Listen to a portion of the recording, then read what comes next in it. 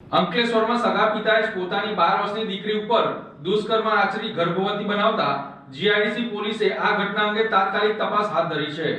મળતી માહિતી મુજબ જામનગરથી રોજગારી અર્થે અંકલેશ્વર વિસ્તારના એક પરિવારે ભાડાના મકાનમાં વસવાટ શરૂ કર્યો હતો।